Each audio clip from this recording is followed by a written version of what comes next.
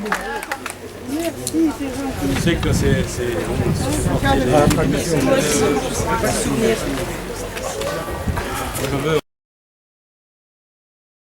Mesdames et messieurs les élus, chers amis, chers collègues, chers partenaires, je suis ravi de pouvoir vous accueillir en ce jour dans notre beau village pour l'inauguration de l'extension du groupe François Verdier et vous remercie d'être présent en ce jour important pour notre commune.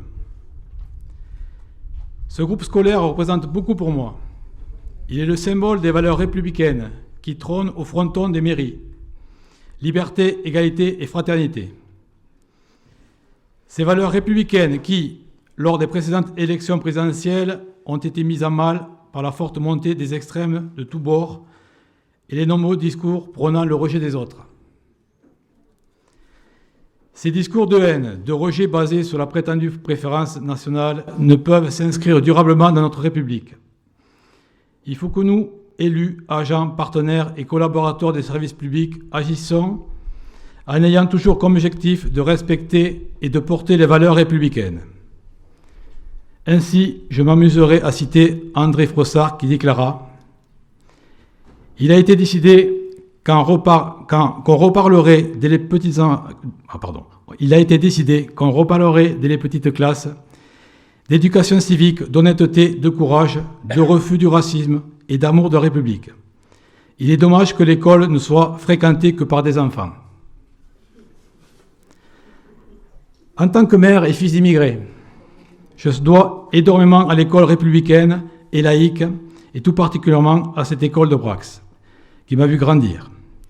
Elle m'a permis d'apprendre, de me cultiver pour être aujourd'hui devant vous, pour inaugurer son extension et sa rénovation.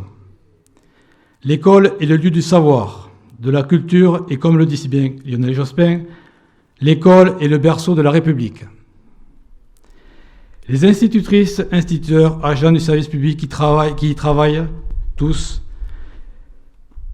les jours, tous les jours, ont la lourde tâche d'accompagner nos enfants pour qu'ils deviennent les citoyens de demain, et en ce sens, je les remercie très profondément. Je souhaite que cette école continue d'être un lieu de savoir et de diversité. Je souhaite qu'à Brax, nous continuons à porter les valeurs républicaines que François Verdier a défendues au prix de sa vie. Lui, qui a été exécuté à quelques kilomètres d'ici, et qui, par sa bravoure, a défendu les valeurs de notre patrie. Monsieur François Verdier, dont nous avons l'honneur d'avoir une école à son nom. L'histoire avec un grand H est une chose que l'on doit continuer à apprendre à nos enfants. Les horreurs de cette histoire ne doivent pas se reproduire. En ces temps de guerre, de contexte politique difficile, j'ai peur que nos enfants subissent les conséquences de nos actes. Et il est aujourd'hui de notre devoir de les protéger. L'on peut se poser la question de comment les protéger de ces épisodes tragiques qui touchent actuellement notre société. Comment peut-on faire ? En toute sincérité, je n'ai pas la réponse. Mais je sais une chose. C'est en investissant dans nos services publics, c'est en faisant confiance aux personnes qui y travaillent, que nous pourrons avancer. Le service public, et tout particulièrement le service public éducatif, est la pierre angulaire de notre société. La mairie de Brax a fortement investi dans cette école durant ces dernières années. Plus de 2 millions d'euros d'investissement ont été mobilisés pour concrétiser ce projet. Nous n'aurions rien pu faire, bien évidemment, sans le soutien de nos partenaires institutionnels qui répondent toujours présents lorsque nous avons besoin d'eux.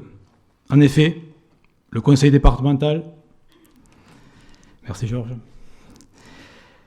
de la Haute-Garonne nous a accompagnés dès le début de ce projet, tant d'un point de vue technique que financier, par une subvention de 440 000 euros. Également, la préfecture nous a apporté son soutien financier par l'intermédiaire de la dotation d'équipement des territoires ruraux pour un montant de 440 000 euros. Et enfin, la caisse d'allocation familiale a participé au financement des locaux liés au périscolaire à la hauteur de 120 000 euros. En ce sens, nous tenons à vous remercier profondément. Pour conclure ces propos, je remercie nos anciennes directrices et directeurs de cette école, qui ont été aussi mes instits, comme Madame et Monsieur Bernès, disparus à ce jour. Mais aujourd'hui, j'ai la joie d'avoir mon premier institut pratiquement, directeur de plus de 30 ans de cette école, Jean-Claude Gara, que je remercie sincèrement d'être présent. Vraiment, c'est un honneur, je suis très heureux. Et les anciennes Brax que j'ai croisées sont heureux de te revoir, Jean-Claude. Les directrices de mes enfants, Madame Carante, Gary, Carré, Flèche, et sans oublier notre directrice actuelle, notre très chère Christine Secchetti, que je remercie pour son travail, sa participation et son dévouement à notre école. Merci Christine. Bien sûr, je remercie également les personnes qui font vivre cette école, les agents techniques, et en particulier Marc Méronneau, mon ami Marc de toujours. Les agents de la restauration scolaire, les animateurs, le LEC, les instituteurs et les services administratifs de la mairie. Et bien sûr, je n'oublie pas l'ancienne équipe municipale qui a mis en place ce projet.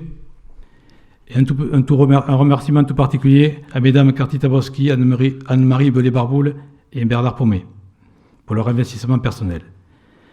J'aimerais terminer mes propos par une citation de Victor Hugo. Les maîtres d'école sont des jardiniers en intelligence humaine. Merci à vous.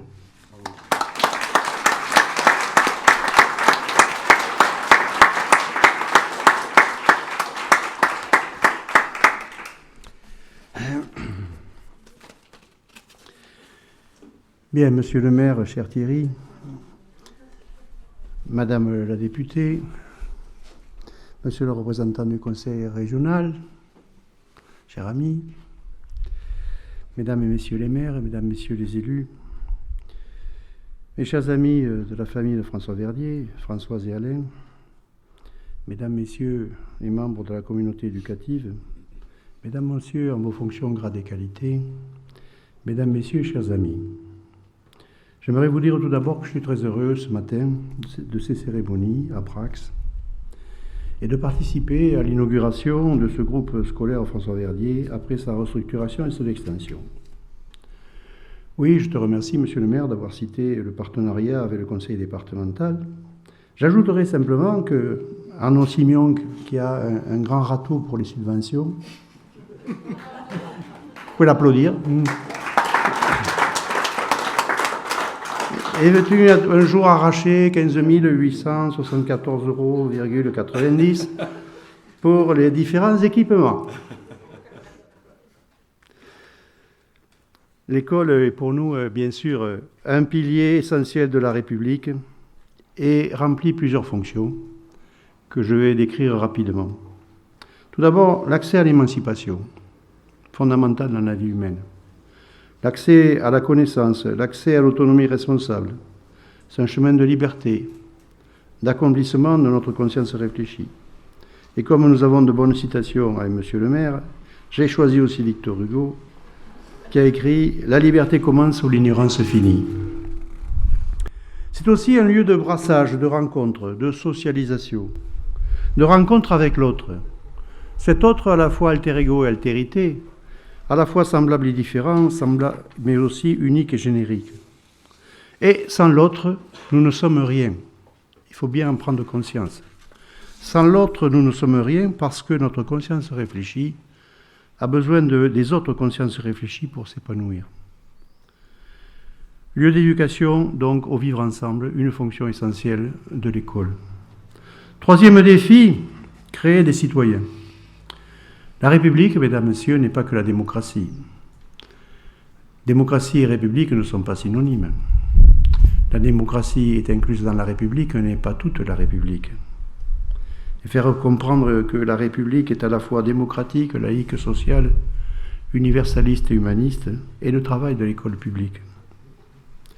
Et la laïcité est un concept complexe, qui allie à la fois le penser par soi-même, par cet accès à l'émancipation, qui allie aussi une éthique de vie, bien comprise aujourd'hui, nous l'espérons, fondant la relation à l'autre sur le respect mutuel, la compréhension réciproque, l'échange, le partage. Et enfin, la laïcité, c'est aussi l'organisation du vivre ensemble en individualisant deux espaces. Un espace privé, personnel, intime, domaine des foi, de la liberté absolue de conscience, du soi, mais aussi un espace public, citoyen, qui doit être préservé de tout prosélytisme. En fait, la laïcité réside au nœud de la liberté, de l'égalité et de la fraternité. Oui, la laïcité se fonde sur le pari de l'intelligence.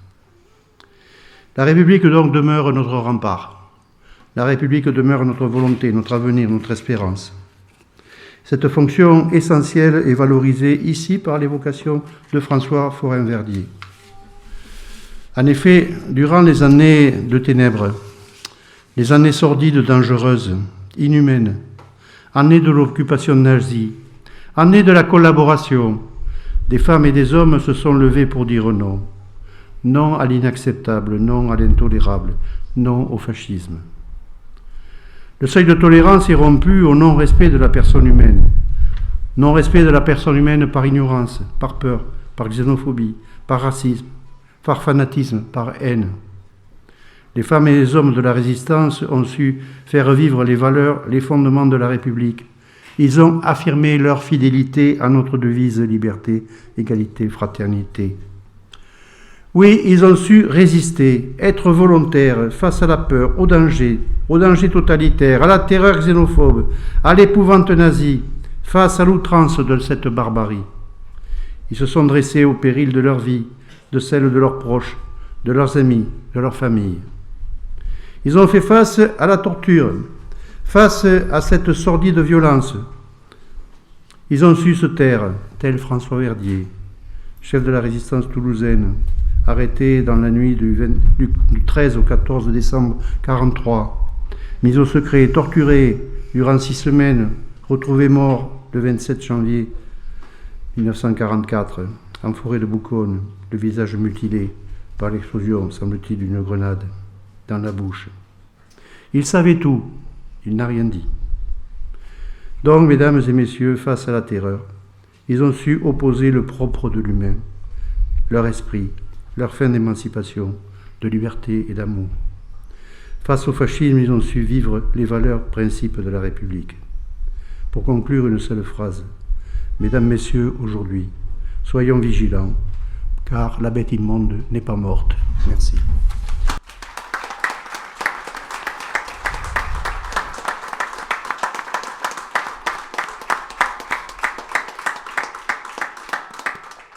Merci, Président. Je remercie encore Madame Verdier, Monsieur Verdier d'être présent aujourd'hui. Je laisse la parole à son petit-fils. Merci. Les besicles.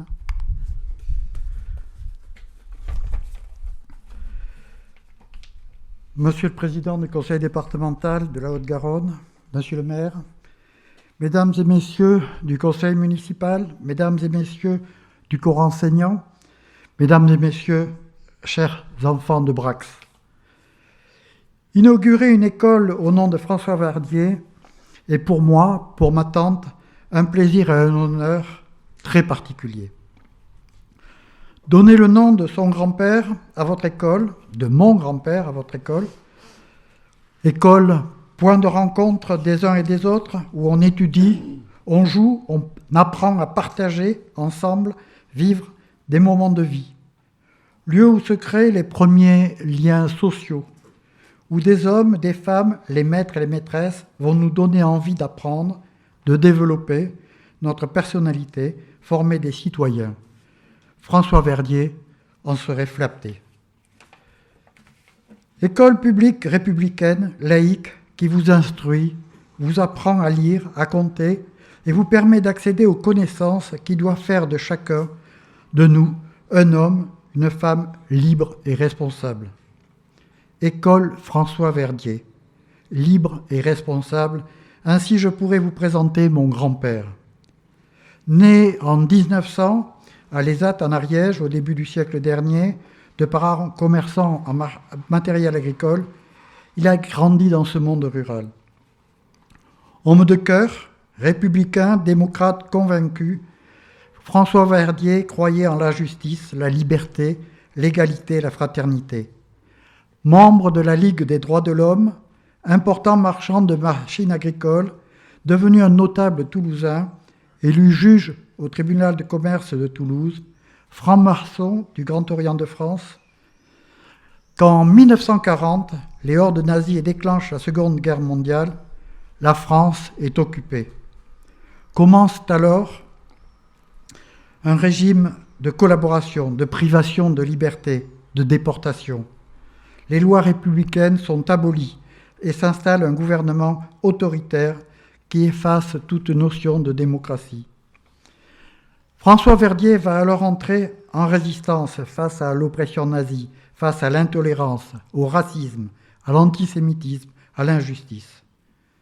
Comme ces hommes, ces femmes qui, refusant de se laisser porter par les événements, par leur courage, leur sens du sacrifice, ont sauvé l'honneur de la résistance, de la France, la résistance. Par sa rigueur, ses qualités d'organisateur, à l'instar de Jean Moulin au niveau national, François Verdier, accepté dans la région, va devenir forain, le chef des mouvements unis de la résistance. Le 2 août 1943, il est désigné par le général de Gaulle pour être le premier commissaire de la République de la région R4. Un travail colossal commence pour préparer la libération. Ici à Brax, une école François Verdier est encore plus remarquable qu'ailleurs, puisqu'ici était installé un réseau de résistance hors norme, le réseau Morange, dont nous avons salué la mémoire à l'instant. Le réseau Morange de Marcel Taillandier et de Louis Pélissier, des professionnels du contre-espionnage, de l'infiltration, sur lesquels, en parfait accord avec ces extraordinaires agents, François Verdier va continuer le combat pour la liberté. La nuit du 13 décembre 1943, au cours de l'opération de minuit, il est arrêté, avec 110 autres résistants dans la région. Arrêté par la terrible Gestapo, Forain est mis au secret, interrogé, torturé pendant 40 jours dans des locaux de la Gestapo rue Maignan. Il ne parlera pas. Il sera achevé par ses tortionnaires en forêt de Bouconne, et où l'on rend tous les ans, autour de sa date d'assassinat, un hommage régulièrement. Puisse son exemple ouvrir l'esprit de tous ces enfants, éclairer leur chemin vers une société de paix et de liberté. Je vous remercie.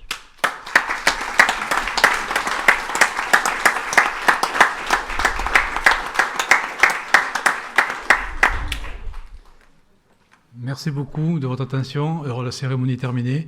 Vous avez deux solutions. Vous pouvez visiter les locaux, les nouveaux locaux. Vous avez l'apéritif qui est juste à côté, dans la salle François Verdier. Voilà. Merci à vous encore. Merci beaucoup. Ami, entends-tu le vol noir des corbeaux sur nos plaines? Ami, entends-tu les cris sourds du pays qu'on enchaîne? Ohé, partisans, ouvriers et paysans, c'est l'alarme. Ce soir, l'ennemi connaîtra le prix du sang et des larmes.